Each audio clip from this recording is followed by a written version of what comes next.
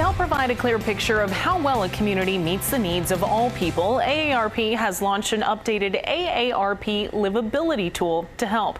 Dr. Rodney Harrell, Vice President of Family, Home and Community with AARP, joins us this morning to talk more about this. Good morning. Thanks for joining us.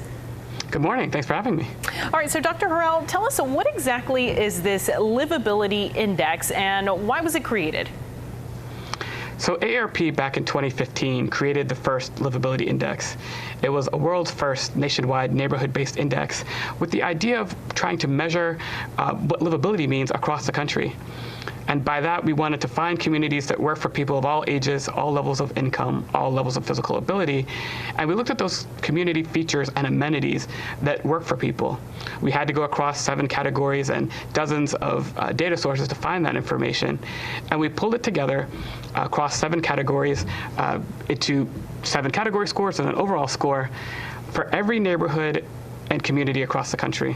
Yeah, how does our community here in Central Texas score on that livability index and based on the categories you mentioned? Sure, well, let's take a quick look at Austin. Austin has an overall score of 53.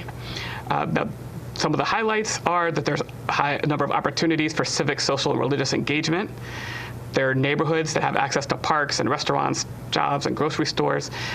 These are the kind of things that people in our surveys want to be near. On the other hand, high housing costs are a challenge. And there's some more air pollution and drinking water challenges than in the average community. So those are just some highlights of across our categories of both benefits to the community and challenges.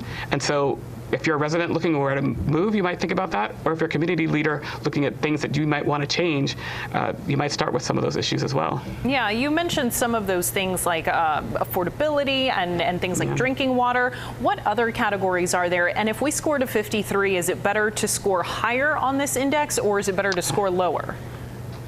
So that's a great question. So first, the scoring there, the score of 53 is higher than the national average of 50. The index scores neighborhoods and communities from 0 to 100, so that 50 is average, and that 53 is slightly above average. Yeah, and looking at some of these metrics that y'all have used, has it taken into account what COVID may or may not have done in these communities? So the way that we collect data takes a long period of time, and so it's very difficult to collect data that's after COVID. But what I would say is that COVID has made many of the things we measure even more important. And it's even more important to think about what are all of the factors of this home and location, and do they really work for me, regardless of what could happen. Yeah, such an important thing that some people may not have been thinking about post-COVID.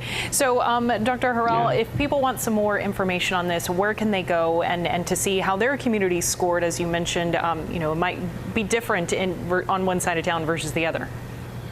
So you can look up any neighborhood or community by going to www.aarp.org/livabilityindex. All right, perfect. Well, we appreciate your time this morning, Dr. Rodney Harrell, Vice President of Family, Home and Community with AARP. Thank you so much for your time this morning. Thanks for having me.